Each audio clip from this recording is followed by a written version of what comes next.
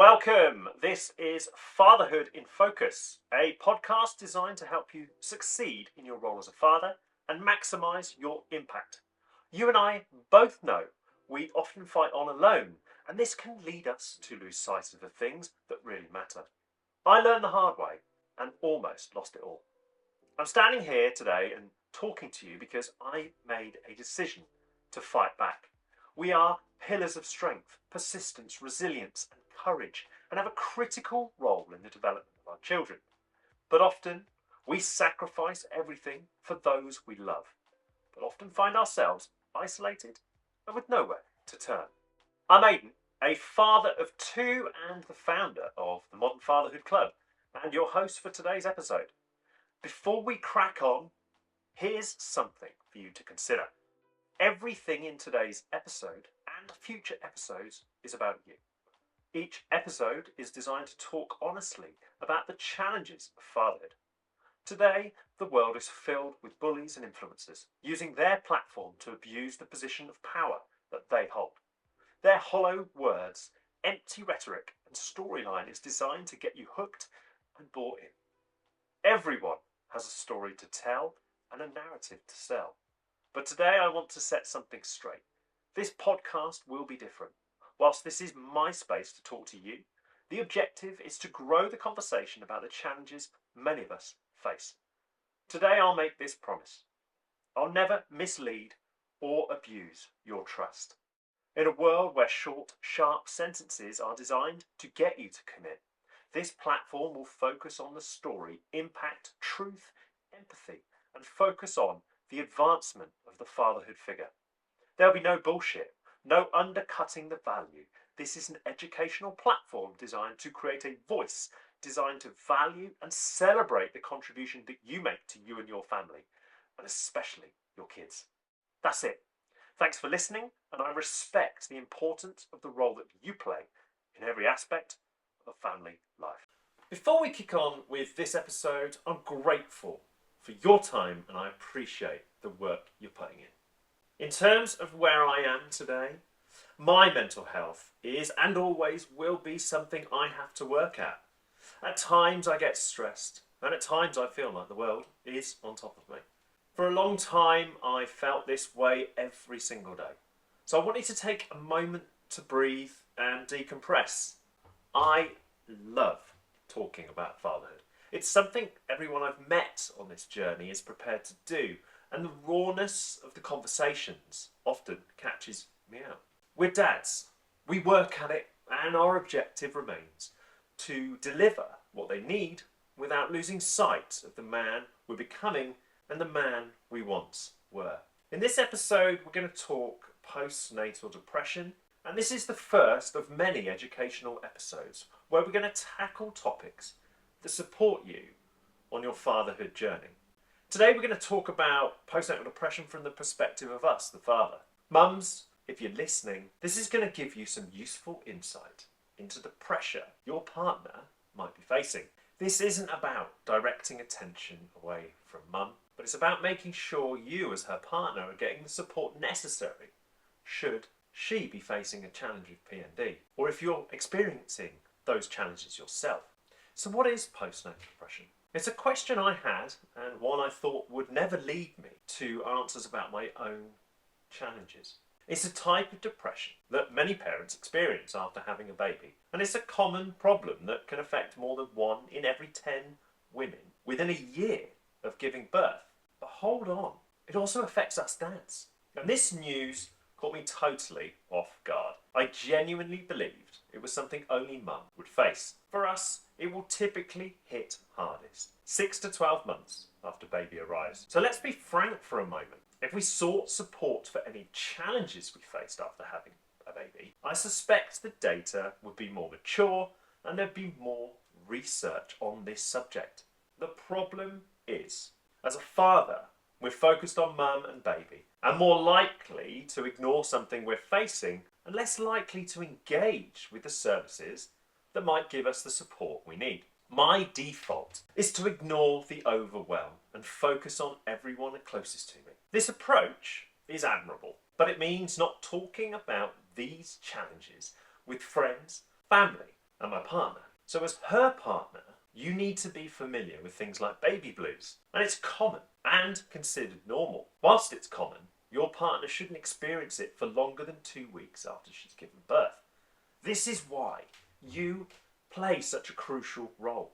You are the gatekeeper to her safety, security and mental well-being, and you must be aware of the signs, but also be mindful of the subtle differences between postnatal depression and baby blues.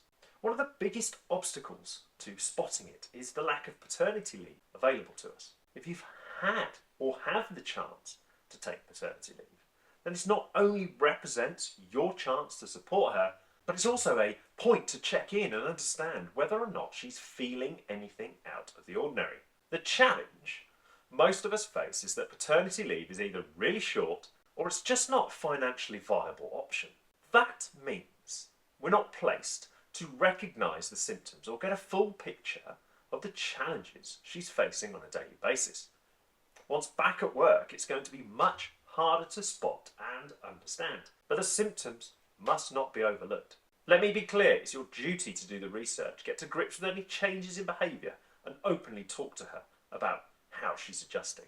It's a conversation that you need to create space for so that she feels comfortable and supported. You cannot bury your head in the sand and hope it passes, because it can have a devastating impact on her health, baby's well-being and the future of your partnership. As her partner, you not only need to be aware of the signs, but you need to be aware of the impact her postnatal depression can have on you and your new family. It can start at any point in the first year after baby arrives, and many mums do not realise they have it because it develops slowly.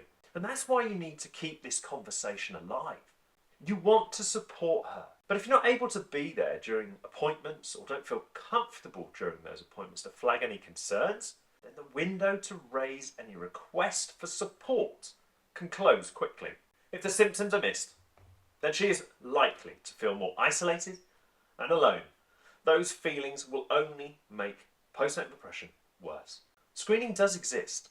However, when faced with this critical part of the identification alone, is she going to be ready to open up? If you are there, would you feel comfortable questioning a healthcare professional on her behalf? Let's face it. Your willingness to support could be interpreted by her as overstepping and even undermining her ability as a new mum. It's an incredibly fine line. This is an incredibly sensitive and difficult phase to navigate, one that can put you both under intense pressure and drive a wedge between you. In men, it's less likely to be diagnosed because the symptoms can align themselves to a diagnosis of depression. And it's even harder to spot because we're less inclined to seek support, and therefore a diagnosis is likely to go undiagnosed or ignored completely. A lack of early support and resources can hinder early identification in both partners. Now, the guidance from the NHS is to speak to a GP, midwife or health visitor if you think you may be depressed. Okay, newsflash. Both midwives and health visitors have access to training to help them recognise the signs. And there are some excellent resources out there that can support you. The challenge, you just need to reach out. Your failure to do so is costing your family the connection you all deserve. I personally attended a training session in November about the importance of the research, how the symptoms manifest, and what can be done to better support both mum and dad. It was an incredibly insightful situation, but also it highlighted the gap, or to be more blunt, the chasm facing many people. There is so much more research and funding needed. But if you're not seeking support, then the data point isn't created. And without that data point, we're collectively missing the opportunity to understand the challenges further. Our lack of proactivity makes it even harder for us. Whilst most of us wouldn't speak up, we must be seen to take an active interest in our mental health after baby has arrived. Because if we don't, those stats are missed and the opportunities to access care will never be made available or funded. I want you to take a moment to think back to the care your partner received post-birth. How often did she get access to a midwife or a health visitor? When did the visits take place? Were they face-to-face? How many appointments did you personally attend? And what role did you play during the visit? Or did you take a back seat? Did the healthcare professional interact with you and discuss how your partner was adjusting? Or was the conversation between mum and the professional? Did the healthcare professional talk to you about how you were feeling? I suspect not. Now, if you were feeling low at that point, would you have reached out during that session? Again, I suspect not. What support was available in your local area to both you and your partner? Your experience in those early days can shape the way you feel. And often overlooked, you feel taking a back seat is the right thing to do, especially during crucial healthcare appointments. If we're able to be present during any visits or scheduled appointments, we're likely to be focused on mum, how she's feeling, and making sure her and baby get the care they need. I was present during 2 appointments. One was during COVID, where our youngest was placed on a scale on the driveway where his key measurements were taken, and the other appointment I was present. But I wanted to make sure she was the focus of the attention in that meeting, because I knew that she was navigating some pretty tough times with early breastfeeding. On both occasions, it wasn't the time or the place to talk mental health, especially with a stranger. And in my own experiences, I hadn't hit rock bottom. And for me, that was the turning point. My advice, as always, is to seek support. But first, you have to wrestle with the guilt, anger, and frustration that accompanies your own struggle as a new parent. So, what are you looking out for? Here, I want you to listen. It's not just aimed at you, but mum too. Let's just be frank for a moment. Mum, you need as much education as the dad listening. Dad, if your partner is suffering or showing signs of postnatal depression, then you are more likely to experience it. And also, did you know that the number of dads who become depressed in the first year after becoming a dad is double that of men experiencing depression in the general population? If you or your partner is or has experienced emotional or mental health difficulties, then you are both more likely to experience challenges in the future. If your partner suffers from PND or is depressed, between 24 and 50% of you are going to experience depression yourselves. Why? Well, in the early days, you're both thrown in at the deep end. The pressure is relentless and there is no let up and there is definitely no escape. Her struggle can become your struggle too. That monumental shift in your circumstances, mixed with hormonal changes experienced by mum, can lead her to suffering from PND, which in turn can put your partnership under intense pressure. The negative behaviours attached to her symptoms can spill out into the relationship and can have a knock-on effect to your own health and well-being. This can result in you feeling under increasing pressure whilst trying to balance the demands of work, baby, and your partner's well-being. But you knew this already, right? Ultimately, her happiness, energy, and confidence will be under threat. And this in turn can push those feelings on to you. Early on, and perhaps for a prolonged period of time, you can be exposed to complex mental health issues. And while she's clearly struggling, she may not outwardly want to open up and discuss it with you. Under intense pressure, you'll do everything in your power to understand what she's been exposed to. But at the same time, you'll ignore your own feelings. And as the stress increases, you might start to experience feelings of anxiety and depression and start to close yourself off in hope it'll pass. My advice here is very simple. To carry the challenges faced by others, we must be prepared to take a step back and address the challenges we're facing. Without that support, can we truly be on hand to service those in need? I'm going to walk you through the warning signs. Now I know what you're thinking. Isn't the struggle and exhaustion just part of being a parent? The honest answer is yes. But when does it become more than just adapting to fatherhood? And when do you become at risk? There's a fine line, and I crossed it. without even knowing I'd done so. Remember, it's not just the arrival of your baby that can push you over the edge. It could be something you've buried or ignored. It could be that thing you've been running from that refuses to go away and raises its ugly head as you're trying to adjust to this monumental shift in the world around you. Postnatal depression aside, the pressures on fathers today are different to those that older generations experienced. For a lot of us, it's the lack of resources, education, and a shift in the family dynamic, and dare I say it, a lack of preparation that catches us out. Our failure to mentally prepare for the seismic shift in our everyday environment can result in us feeling overwhelmed, and that can quickly turn to anger and frustration and even resentment. It will burn the bond between you and baby and wreck your relationship if you don't recognise the signs. By our very nature, we're problem solvers. But facing up to the challenges alone and with limited knowledge and support, we overlook the symptoms or ignore them completely. We always recognise the struggle and internally we accept it. But I believe we are programmed to ignore it. We choose to battle on whilst that pain rages away inside. In my experience, I just hoped it would pass. One of the biggest challenges I faced was articulating what it was I was feeling.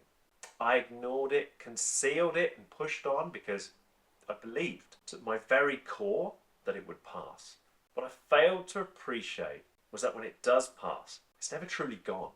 When you're least expecting it, the emotion creeps up on you and bites hard and harder than you ever imagined. Even now, I'm not sure I would have opened up to someone outside of our home. I'm not convinced that person, that stranger in our home, was emotionally intelligent enough to see the benefit of listening. I didn't think I needed help or support. I genuinely believed it would just go away. Reflecting back, that was more misguided hope than anything else. As his partner, you'll see him change. And yes, his behaviour might throw up some telltale signs. But you have to understand that he's internally battling something, and it's something he may not have experienced before.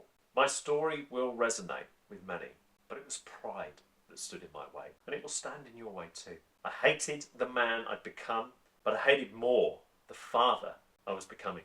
The man you are, or the man she knows and loves, has changed. You will at times feel nothing, and sometimes the feelings will overwhelm you. You will feel conflicted and constantly question the thoughts and feelings you are experiencing.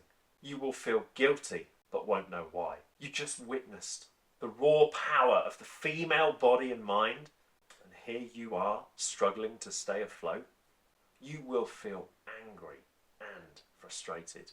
You will feel ashamed and embarrassed, and you might be struggling to articulate what it is that you are feeling. Your default will be to push her away because you are trying to protect her. It's not your fault, but you will feel hurt, undervalued, overwhelmed, and lost. You will question your worth and retreat further into the shadows. You will battle on because, and simply, that it is what you've been taught to do, and it's what everyone has come to expect from you. You will not show weakness for fear that they might judge you, use it against you, or even take your kids away from you. If you're a partner listening to this, the challenge you face is one that requires a lot of effort, and exhausted at times you might not feel up to that challenge. But you have to stay in there. To my wife, I've always appreciated your love, support, and willingness to stand by me. Without the resilience that you showed, I may not have had the strength to battle back. To his partner, your support, love, and ability to listen will help him see that there is more to life than the way he's feeling. I'm afraid he has come to the realisation that he needs help. You can encourage him, even get frustrated with his attitude and get angry, but he must admit that he is struggling. You cannot do it for him, and he must wrestle with the fact he's failed, even when you know he hasn't. You have to have patience. Remember, he's already accepted that he's in a battle and wrestling with guilt, shame, and embarrassment. And those are things that for some are too much to handle. It will feel like you're treading on eggshells, and his stubbornness will wear thin, but he will need you by his side if he is going to win this battle. I know what it's like to be backed into a corner, and without someone to trust, it can feel like you're failing. He will know you have his best interests at heart, but push too hard, he will be lost forever. I cannot stress this enough. Be patient. Accept that it takes a lot for him to admit to you that he's lost his way. His pride will force him to push on, and yes, he might make it through this first battle. But depression doesn't just go away, and that's something he has to recognise. From the moment a breakthrough occurs, he is accountable for making the changes necessary to stay on track. It's at this point, as his partner, your role changes. He has shown you his faults and his vulnerabilities. The day he confronts his demons with you by his side, you are entrusted to keep his secrets safe. There are now two people with knowledge, powerful enough to destroy the man before you. No matter your future together, this evidence must never be used against him, because his biggest fear is failing you, and his second biggest fear is you using that failure against him to drive a wedge between him and his kids. When I think about what to look out for, I hope my own experiences will give you a good sense of things you may see. Parenthood is thrust upon us both. Labour starts and you're already on the back foot. A prolonged labour can leave you both feeling wiped out, and a problematic labour can leave your nerves frayed and in a state of heightened anxiety. It's clear from discussions with dads who witnessed traumatic births or had to make decisions under intense pressure that you're close to the edge, and you don't have time to process the enormity of the decisions you're forced to make. In the moment you make the right decision, but it can leave you exhausted and facing an uphill battle. In that moment, time stands still. But you need to respond quickly and on instinct. At the same time, there is a real fear. You might just lose everything you've worked for and everything you love. Nothing should take away the power and strength of the female body and mind. Childbirth will always remain something we will never truly understand. But if your partner is struggling after you experience a traumatic birth, take a moment to reflect on what he may have seen, even heard, or the decisions that he had to take on your behalf. Dads often report having nowhere to turn in that moment or the moments after that critical decision. Their nerves are frayed, exhausted and unsupported. They have to internalise all that emotion attached to the event. Dads are often left to sit with the enormity of the decision, with no aftercare offered and nobody checking in. It's fear that pushes you through it. But at no point do you pause to collect your thoughts, process what just happened, or seek support. Your attention is diverted to the recovery of your partner and the well-being of your new arrival. Faced with the realities of early parenting, some of this stuff is just going to go unnoticed. And this is where postnatal depression can strike. You might feel a little off, but I suspect you'll gloss over it. I know I did. Your first mistake is believing that prioritising everything else is the right thing to do and that your health can wait. In many cases, she's not seeing it, and because you're both distracted, you'll just put it down to adjusting. The thing is, if you put it off for too long, it catches you out. And let's be frank for a moment. Prioritising everything else and ignoring your own health could have short-term and longer-term consequences, not just on you, but on the family unit. Those short and long-term consequences could lead to postnatal depression. Well, I'm going to take you through the symptoms, all the flags that I think you need to be thinking about. The first is tiredness. You can put it down to adapting to having a screaming baby, but sleep deprivation can push you to your limits. And that's why this sign is often missed. We each adapt and cope differently to a world without sleep. And depending on baby's needs, good sleep is likely to be a thing of the past. That said, are you contributing to your poor sleep? If, like me, you're in an agitated state or prone to thinking things through as you attempt to get off to sleep, both could be a sign of postnatal depression. It's been shown that how you process stress can have a profound effect on your ability to shut off and get the sleep you need. This was me. I would lie in bed wide awake, rattling through thought after thought. I didn't solve any problems. I was just getting more and more exhausted. And once I finally got to sleep, it was practically time to wake up. If you're prone to going to bed later to get some of that much needed downtime, this too will be having an impact. And that's before you throw in that constant interruption of your sleep pattern as baby starts to adapt to a life away from mummy. Your downtime could be gaming, drinking a few beers to unwind. Whatever it is, it could be contributing to your ability to get good sleep. It shouldn't be things you have to sacrifice. But if you're already under stress and feeling the strain, you need that sleep. I know you need that outlet to decompress, but choose wisely. In my own experience, Max, and he continues to do so, pushed us to our limits. He was a light sleeper, but a hell of a screamer. But I was, before he arrived, already in trouble. I'd not been sleeping, not eating well, and exercise had gone out of the window. I was up and out early every morning. I also found that once I was awake, I was awake. Once that brain kicks in and starts to whir away, I started to think, and that was it. I was up. At times it was impossible to switch off and get back to sleep. So whilst baby contributes to sleep deprivation, you too will be having an impact on the quality of your sleep, and that's where you're going to get caught out. Let's face it, tiredness can have a massive impact on your ability to get the basics right.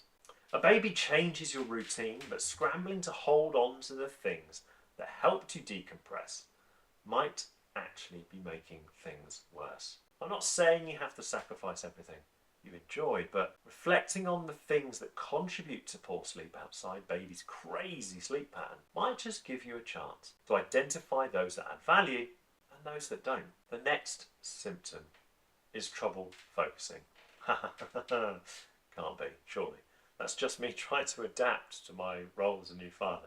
Maybe, but I know from my own experience I was thrown back into work after paternity leave during the early onslaught of COVID and protecting the bottom line and reducing the commercial impact of COVID for my employer.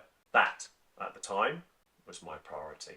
And with COVID looming on the horizon, my employer had already made the right decision before Max was born to send me home. It was the right thing to do, morally the right thing to do. But at that point, I was already under pressure. With no end in sight and a lack of government clarity, I put the trouble focusing down to the pressures of work, not all the stress and strain that was circulating around us at the time. I remember walking round in an ever-darkening cloud. It wasn't necessarily fatherhood related, it just felt like there was no time to catch my breath. You try desperately to stay on top of it all, but it saps your energy, leaving you questioning your decision making and losing your train of thought. At times I felt like I was running on empty. You could ask me a question, and whilst my brain fired and was ready to respond, my mouth just wouldn't keep up. I'd cease mid-sentence and desperately tried to reconnect the dots. See, in both roles, professional and paternal, we want to be seen as competent, and questioning even basic knowledge can knock your confidence, even when you're a seasoned pro. In parental terms, you start to believe you lack the basic competence to perform the role your partner and kids need. I could go as far as to say people start to question whether you're listening. That's a poor place to be in when your partner needs you. She needs to be heard, and you want to solve the problems, but if you're not able to focus, where do you start? Reflecting back, and honestly speaking, basic tasks took me longer to do, and I even second-guessed my knowledge on things I'd worked my entire career on. The next symptom centres on regulating emotions and your emotional response. Now, you've got to be honest here, right? Were you a patient person before becoming a dad? What set you off before? Is it still setting you off now, or has your tolerance disappeared? Are you quick to snap back? Easily angered? Quick to verbalise your frustration, and do you feel guilty at your lack of control? How you managed your emotional responses before baby arrived can have a direct impact on how you regulate them now. One of the biggest challenges facing any parent is that we are forced to relinquish control. What worked before is unlikely to work now, and the relentlessness of it all can force you backwards. The approach you take to managing stress, anxiety, unhappiness, anger, and frustration can, I'm afraid, lead you to question your value, the contribution you make, whether you're good enough to give them what they need. You might start choosing to hide behind a mask of solitude and start to push those closest to you away. That's exactly how I saw it. If I could ignore the emotions, then they'd go away. But how wrong was I? There were times with our youngest when I struggled to bond. I wasn't mummy, and he was happy to express that through his art of shrill screaming. The problem was I was so lost, I was focused on my youngest. I missed that my eldest needed me more than ever, and I regret it to this day. Already under pressure, it feels like you've hit an immovable object. The climb is getting steeper, and you feel totally underprepared for the challenges ahead. At home we have a converted loft. It's not only unbearably hot in the summer, but year round. The sound reverberates off the pitch in the roof, and it can feel like it's literally punching through your eardrum. That shrill scream had the power to set even the calmest soul off. Anxiety can lead to irrational responses, and therefore understanding any changes in your reaction to that sensory overload that's having kids has to be managed carefully. If a response feels off, I urge you not to sit back and wait for your secondary response. It might be too late, and a failure to interrupt the pattern may lead you to programming a new response, one you'll later need to spend time, money, and effort unpicking. Your approach to managing the stress of work can limit your progress. Anxiety, for example, will either move you forward or move you back in the workplace. But place too much emphasis on operating in that state of anxiety, and you can burn out. And that burnout can lead to postnatal depression. You see, it's about how you look after yourself before and after baby, and what you experience both at work and home that can lead you to experiencing it. If you're the mum in all of this, watch out for his approach to work-life balance. He might have that deadline or want to work that extra shift to reduce the financial burden. Question whether it's worth the longer-term strain on his mental and physical health. He will plough on because he's seeking to support you and baby at all cost. We often ignore the signs before we realise the impact that they're having. And we often struggle to articulate beyond the statement, I'm tired, or it's just been a long day. I suspect, if you're a partner listening to this, you'll have become accustomed to his shorter responses.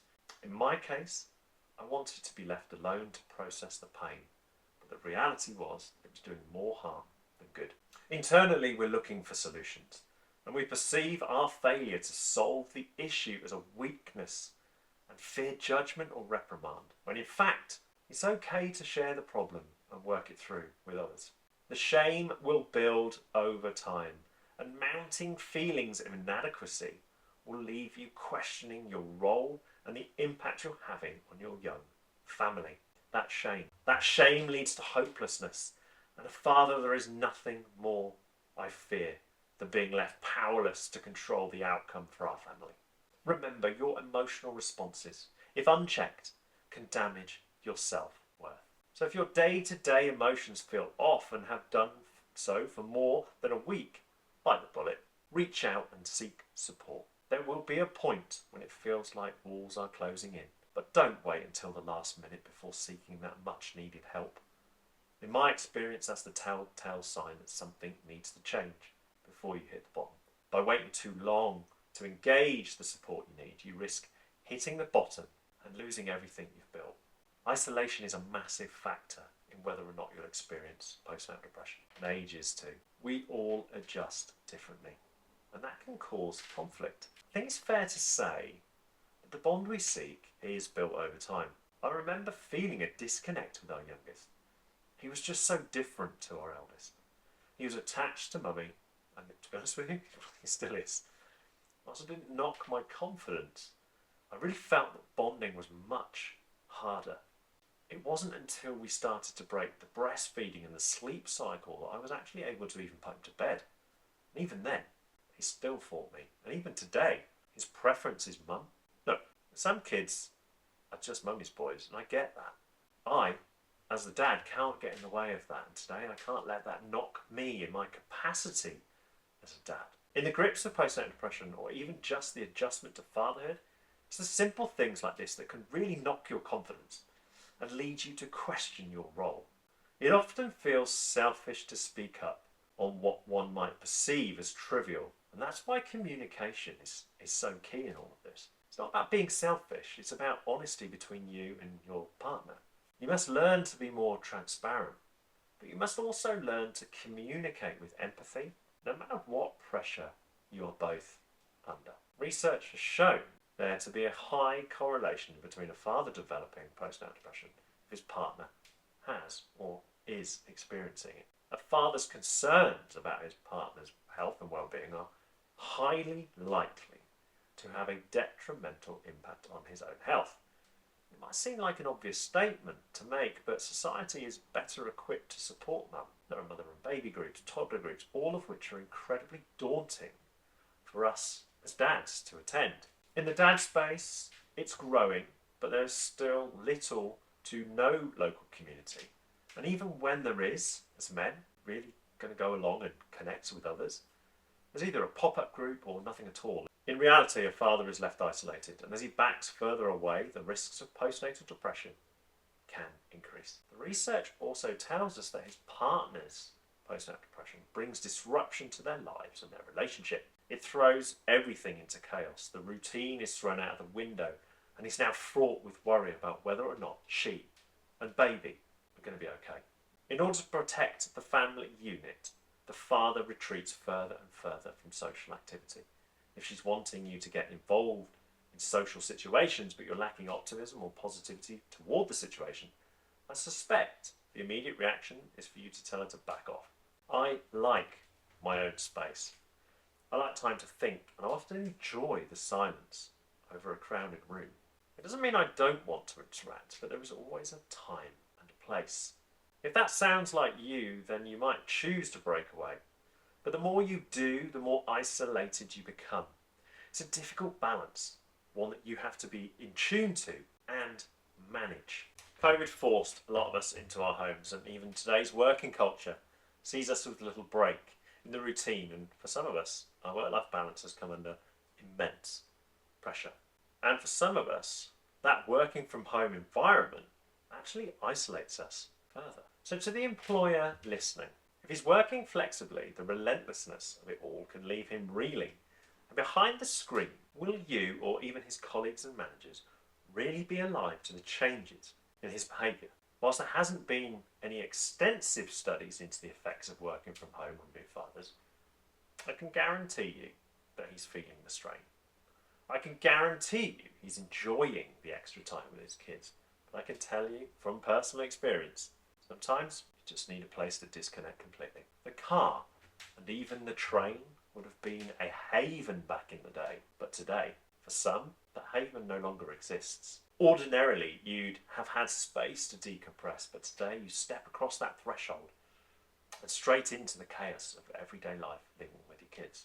When isolation kicks in, it can impact your relationships, even with your closest friends. Both your friendship group and your social status within that group play a massive part.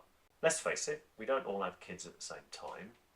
Your connection as a group will remain largely unchanged, but frequency of your catch-ups diminishes over time, and whilst catching up with colleagues is fun, we often pride ourselves on the character we play at work, and so those around us don't see the truest version of who we really are. I have an incredible group of pals, but the challenge we've all faced is that we're spread far and wide, and therefore getting together has been difficult. It doesn't mean we're any less close, it just means we have to make more effort. But you know that often the relationship you're in can create distance, and once fatherhood hits, you have very little option but to turn inward. Problem is that you're so focused on family, your partner, and baby, that stealing 5 minutes here and there to watch TV is now the only time you get to decompress. If you're not careful, you'll lose touch with those closest to you, especially if you don't put the effort in. And whilst some friendships stand the test of time, how often you communicate will play a big part in keeping your trusted counsel together. At times you will feel guilty because it will feel like a selfish act to meet up and unwind. But without community and brotherhood, you'll lose sight of the value you bring to others outside of your relationship. That can create friction internally as you wrestle with finding your place as a new father, and it can create a difficult conflict between you and your partner, leading to more time alone. As I mentioned, age can play a big part in whether or not you get postnatal depression. Postnatal depression is predominantly found in dads under 30.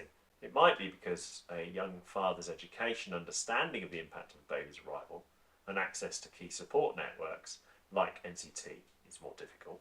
It could be education, his upbringing, or social and economic pressures. Even the status of the relationship between mother and father comes into play. Here's a question to ponder.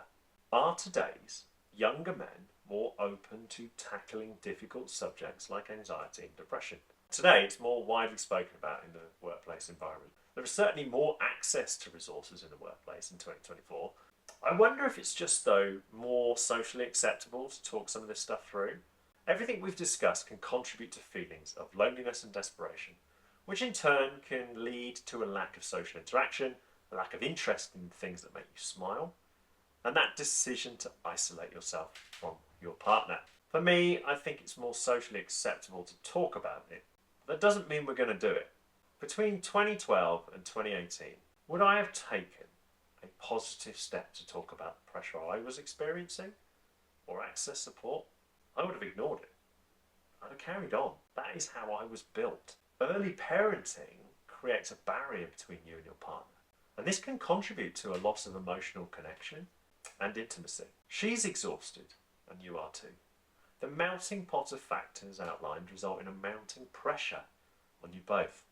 Her pregnancy experience, life experiences, family unit, support, and her own health and well-being and adjustment to motherhood are all going to play a massive part in how you feel as a dad and how she feels as a mum. Remember, if she's a career mum, she's putting her life on hold temporarily, which in itself can create stress and uncertainty. You're both going to adapt at a different pace, and her experience of birth and the hormonal changes her body goes through will lead to a disconnect between the two of you. So ask yourself this. Do you currently create time for one another? Do you talk, or is the communication in the relationship strained? All of these things in the melting pot can conflict and create tension. Trust me, if I had £1 for every time I started a conversation only to be interrupted by Dad, can you? Or Dad, did you know? I'd be working less and enjoying way more family time. In basic terms, guys, how you conduct yourself, that's your health and well-being, is a bigger obstacle to your connection than baby brain, breastfeeding, or hormones. By retreating into yourself and failing to look after yourself, you're actually creating the barrier to the connection that you and she crave. Let me be frank, don't push it. Do your research and understand what it is your partner needs. Yes, you'll need to start enjoying one another's company again, but push too soon and it'll be harder to keep the flame alive, and you'll be viewed as selfish and unwilling to understand the pressures of motherhood. How you communicate is put under intense scrutiny, and with conflict arising, we often ignore the thoughts and feelings of others in favour of our own.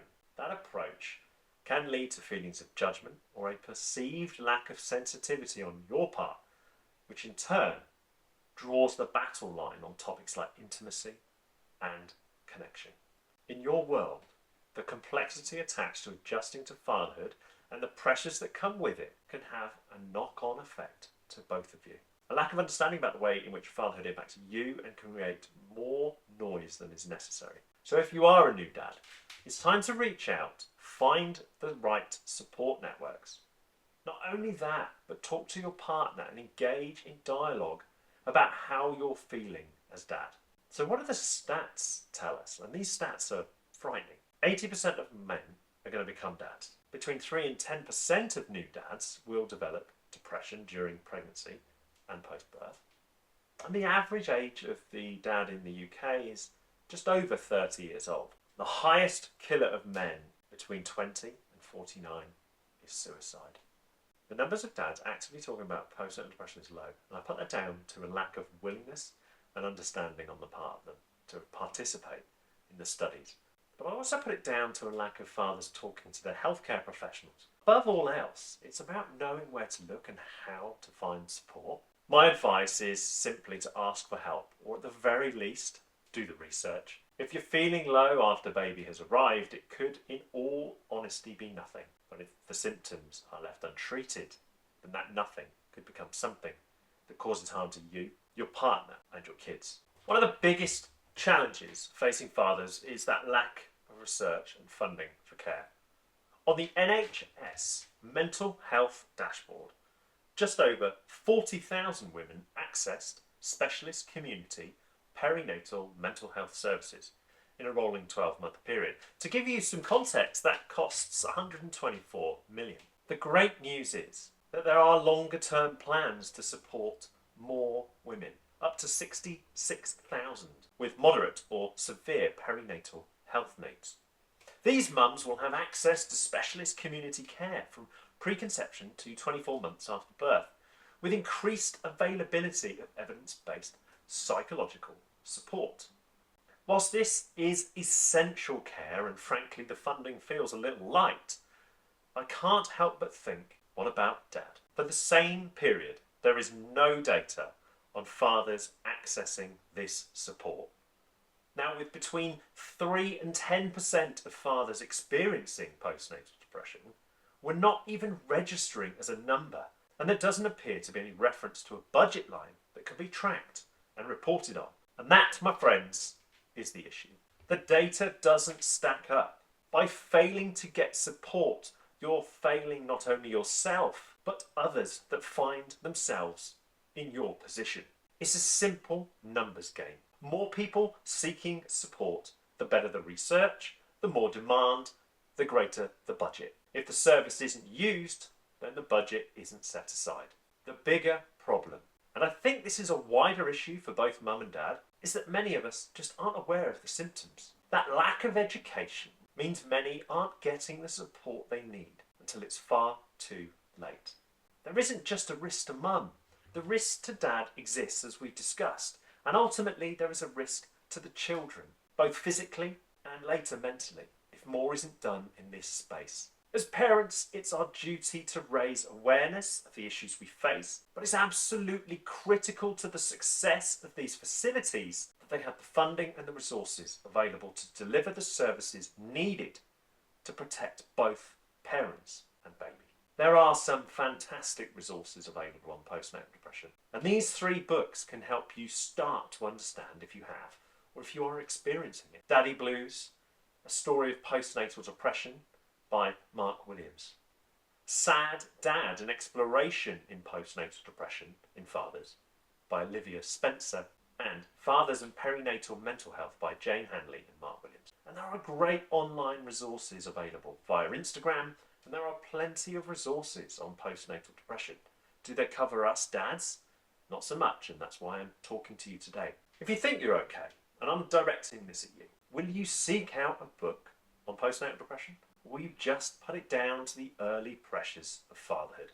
I bet you won't be holding on the phone for your local GP to get an appointment to talk about the prolonged period of low mood you're experiencing. I certainly didn't. The battle is real. It's painful, but you can come back from the brink. It requires sacrifice, focus, energy, and the support of your partner. And in my experience, my incredible wife. The picture of the mother of my children staring blankly back at me through streams of tears on that fateful night in 2020 will forever be etched in my memory. To this day, it remains the biggest motivating factor behind my focus and recovery. However, if you don't have the support, where do you turn? The guidance suggests that we need to speak. Let's face it, this is an immediate obstacle for many men. Seriously, You expect us to show vulnerability after just witnessing the physical and mental strength of the female body and mind? Don't think so.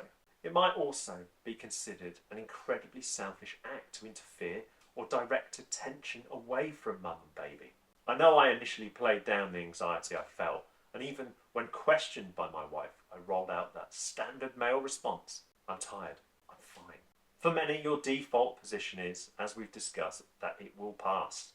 I have to push on because my family need me. I, for one, took that approach. The difference: I had already admitted the struggle and confessed the thoughts that I had allowed to cloud my decision making. Whilst the thoughts were still there, I had begun the work necessary to get back on track. I bucked the trend, but at the time only within the four walls of our home. I didn't tell anyone else. Now, reflecting back, I wonder what the health visitor's reaction would have been if I had asked her about the symptoms I was experiencing, about postnatal depression, and how it may have been affecting me. I think that big red flag tick box would have been checked, and we'd have been under more regular supervision. And I can only imagine the shame I'd have brought to myself and my family had we been referred to child services because I wasn't up to the task at hand. My advice is this: don't let the shame hold you back. The motivation to change is right in front of you. The old ways might just be stopping you taking the steps and becoming the dad you so desperately need to be. The battle with postnatal depression is real. The resources are improving, but the services are underfunded, and many will suffer because their pride will stop them seeking support. Your role as a father is to protect your children at all costs, but not at the cost of your mental health and well-being. That's not a strategy that's going to play out or be successful. As his partner, you play the most important role. He must never feel like you've lost confidence in him. And collectively, you both need to work together to help him get the help he needs. His inaction is costing you both, and it will damage your family, but it has wider ramifications. Our failure to seek out the support we need will result in another losing his way, and with nowhere to turn, he may be lost forever. If you need help, it's time to act. And it doesn't matter how low you feel today, because when you look into the eyes of your children, you'll see only love staring back. There is no judgment, just unconditional love, and a love that can motivate you to turn a corner and feel stronger. Today is the first step, and tomorrow being just another, and the day after just another. To the wives, the partners, have his back, and to the dad listening to this, they need you and will love you no matter what, but the first step is on you.